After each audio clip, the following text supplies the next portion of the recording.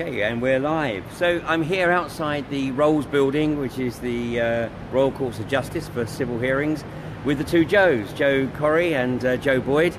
Joe Corre will be familiar to many people in the anti-fracking campaign.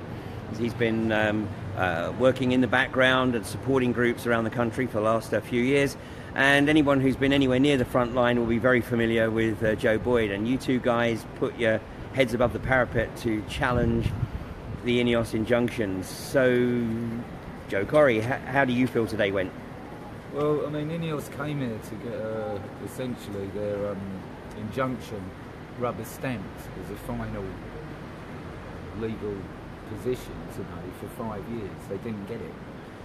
What they got was a 2-month extension, which was heavily amended by the judge, and then we've got a full hearing 2 months' time, 3-day hearing. And at that time we'll be producing legal argument, which will hopefully throw the thing in. That's what we're going for. So you pretty much got almost everything you came for, which was one, right. not to get the full hearing right. today, to get a ruling today. I mean, the sneaky so-and-sos, what they tried to offer me this morning was to say that they wouldn't go after me for costs as long as I didn't contest them keeping the injunction in place. Anyway, I don't know. It's very concerning that we're reaching a stage where corporations think they can buy the law in this country, and it's just a very, very dark situation. Their initial hearing was done in secret. No one even knew about it, yet it affects everybody in the country.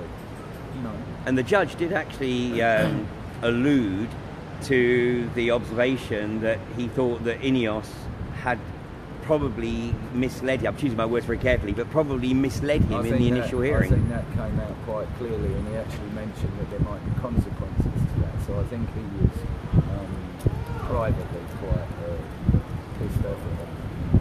Yeah, but he wasn't very concerned about human rights, this guy. I mean, it's strange because we're actually hearing this case in the Chancellor Division, right, which is about companies, civil stuff like that. It's not about human rights, but that guy had training regularly on human rights. He just doesn't seem to be bothered about it. No, it's true, yeah. Well, but it will bring home to a lot of people the fact that their fundamental rights to oppose an agenda is being curtailed. Yeah, well, that's exactly why we come here. Exactly why we come here. It's that fundamental truth of people expressing their views on fracking in this country. We've seen continually since early 2014, we've seen continually the decline in support for this country.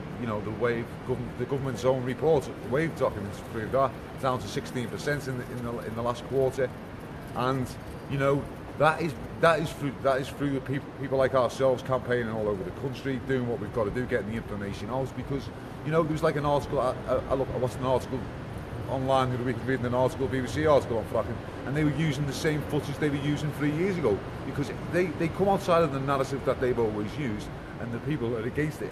And what we've come here for today is we've come here to keep that fight for our rights to be able to do that. What INEOS are proposing to try and do, they're proposing for people in villages right across northern England, and probably in a wheel basin in the south, but specifically with INEOS in northern England, they want people to stand in their front gardens with a banner and wave the banner as the trucks go through. And we've already seen in Lancashire, with the democracy failed there, local democracy, government's overturned it. So the good thing, we come back in November, and like Joe's just said, there's issues there that need exploring. Especially the first decision when this was granted. There's huge questions over that, whether it should have been granted in the first place anyway. But the issues go way beyond just the anti-fracking campaign. Yeah. I mean, this has implications for any dissent on any government or corporate decision. Yeah, that's right. I mean, if they'd have got what they wanted today, it would have opened the floodgates for every other company and corporation to behave exactly the same. Hey, you guys, obviously you both put in a lot of work in a relatively short period of time here. Well, it's like you just said. the injunction, if it would have been granted today, which is a result, it hasn't been. They're already making plans for all the other companies to go exactly the same way on this issue. So, we've held them back on that. But it's, as you said, it's not just about fracking. This is about pretty much any campaign where there's any sort of dissent, and with all the challenges the governments have got with Brexit and Theresa May's just taking it on her own back to do what she wants. This is all part of that lockdown of the system. There's a vote in the House. There's a vote in the House tonight. Where they're trying to get the odd number in the committees so they can rule over all the laws. There's a lot of stuff happening right now trying to take our democracy away, and they know dissent is coming. They know that the people in this country are wise to everything that's happening, and they're trying to shut it down. Trying to shut it down with threats of costs. Like there'll be cost of your client needs to worry about his costs. And stuff like that in the paperwork. It's fear. But at the end of the day, we must defend our rights to peacefully protest. We must defend our rights in democracy to be able to have, under Articles 10 and 11, we must defend them at all costs. It is the final strands of democracy that we have, and we have to protect them. And unfortunately, you guys have put yourselves forward to challenge this as private individuals. Where are the libertarian organisations? Where are the environmental organisations? Friends of the Earth obviously came close to participating, but then for whatever reason backed out. But it's not just Friends of the Earth and Greenpeace; it's everybody. Because INEOS is a massive company, and they've got everlasting pockets, and so debt. This is about that's still everlasting pockets to them, and it's even more everlasting pockets because it's not even their money. So. I think that one of the interesting things here, just in order to stand up to this case, right, we had to give them, I don't know about you, but I had to give them my ID, name and address, put in just to see the papers. It's like 2 telephone directories thick. Now, any normal, ordinary person walking down the street, because this injunction applies to Hans Crescent in Chelsea, where their offices are. It applies to their whole supply chain. It applies to over 1 million acres of land all over the country. And people have the right to know what they can and cannot do in order to avoid putting themselves in a situation where they can potentially find themselves having 5 years in prison. Right? Now, in order to know that, you've got to give them your ID, your address, and they give you this huge thing of legalese that you're supposed to figure out. Some of the lawyers can't even figure out what these people are saying. So they have the man on the street to do it. And the other interesting thing, though, was what the judge actually said.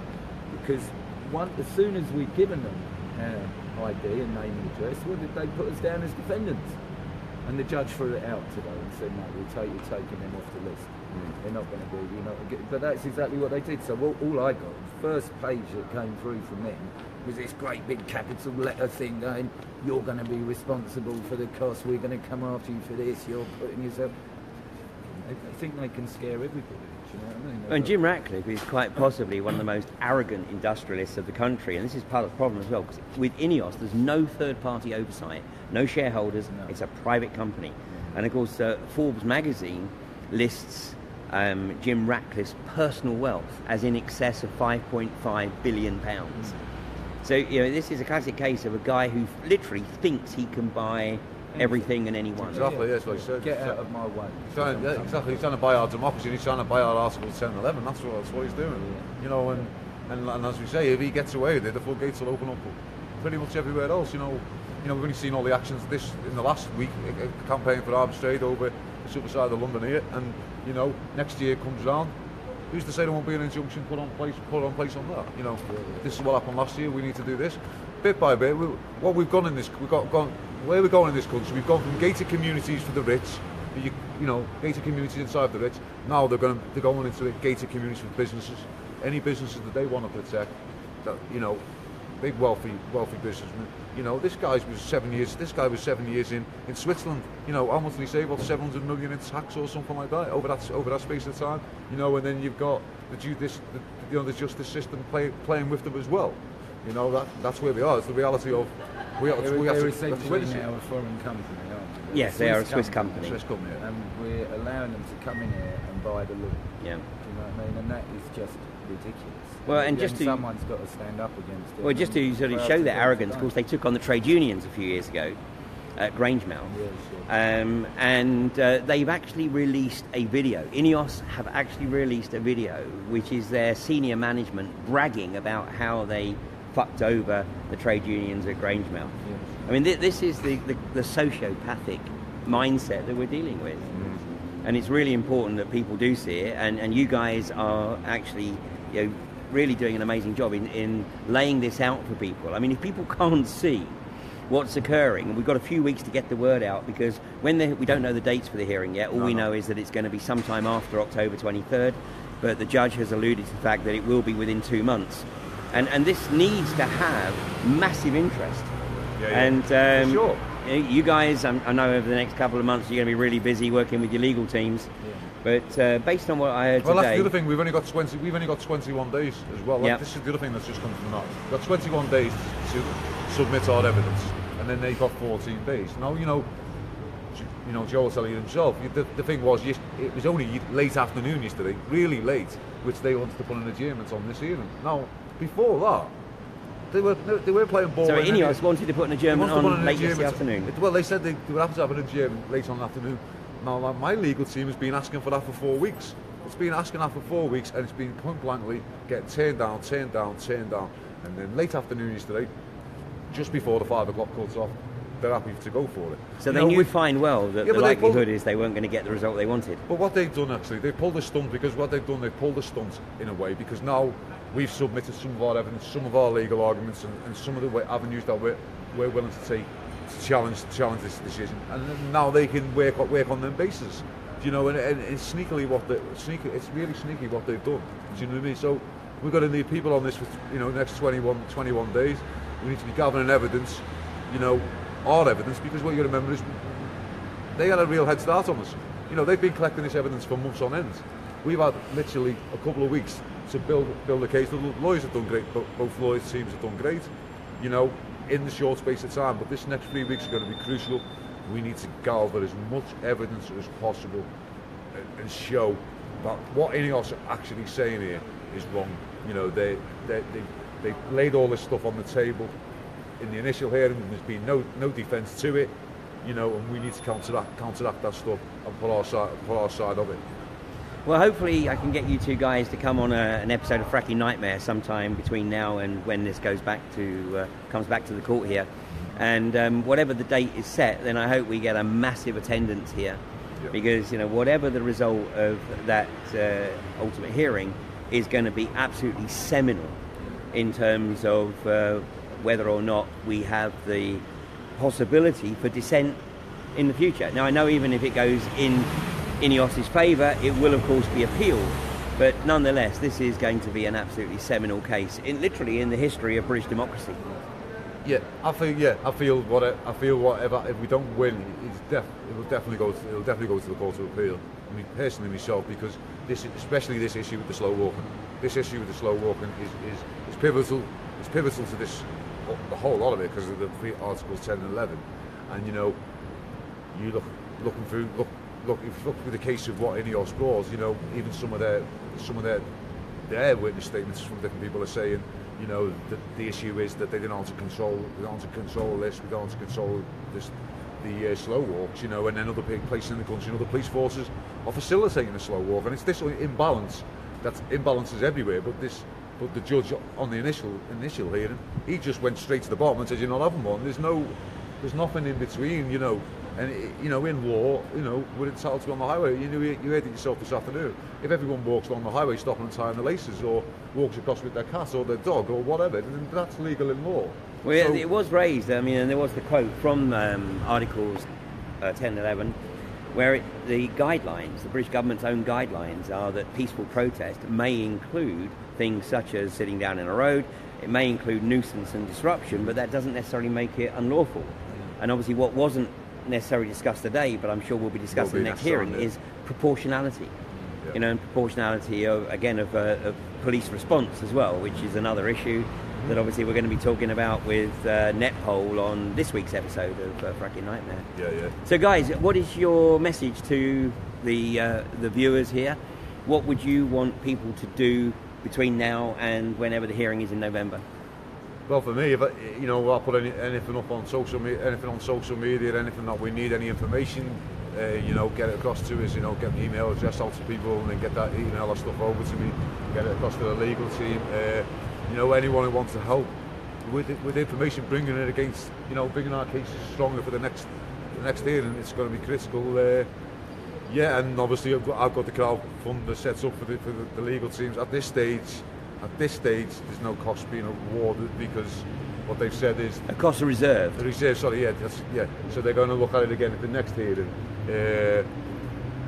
So we'll see where that lies then. But we still need. And we'll put the link to your crowdfunder at the bottom of this video on both Facebook and on YouTube. Yeah, that would be good. Yeah. So that's pretty much it. And to say, and just and keep getting the message out what's happening about our democracy in this country, and what these people are trying to do to it. So that's what I would like people to do. And Joe? I just think that if anything, people have got to just kind of stand up for themselves now and not get frightened by these companies. What's the worst that can happen? It's the worst thing that can happen is we allow these people to continue to treat us like they think they can treat us. So it's time for people to stand up and get real about it. This isn't a game. They're trying to steal our democracy, and they're trying to poison us. And if we stand back and allow that to happen, then we deserve whatever we get. Well, INEOS didn't get the result they wanted today, and you guys live to fight another day. That day will be in the middle of November. Please make it sure it's after the 5th of November, for many reasons. But anyway, it's been an absolute pleasure to sit in on this, be part of this, and best of luck for the full case. Nice one, Thanks a lot, guys. Nice Thanks a lot. Cheers, guys. Well, that's me at the Rolls building here, straight down from Kirby Misperton. But please don't just like this video. What's really important is that we share this information, not just my material, everybody's material, and we get it beyond the anti-fracking network, because this affects everybody on any given subject. Because if this injunction is ultimately upheld, then the ramifications for peaceful protest in this country are enormous. And as both of our Joes here have just said, this is a fundamental attack on democracy. So I'm going to be going live with both Humanity vs Insanity and Fracking Nightmare this coming Thursday, and the usual places. And hopefully my guest will be Kevin Blows from Netpol. And Bez has just arrived with my cup of tea. Yeah, come and say hi, Bez. Bez has been in court today to support Joe. Yeah, hello everyone.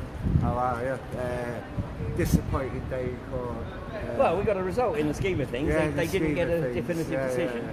But we listened to all the argument, acknowledged the argument, acknowledged that INEOS might have hoodwinked everybody. Then ruled in favour of himself. Well, but everybody gets to fight another day, so I'm sure you'll be back in November. Yeah, we will. And we want everybody to be here, really. I mean, it needs to be a massive day.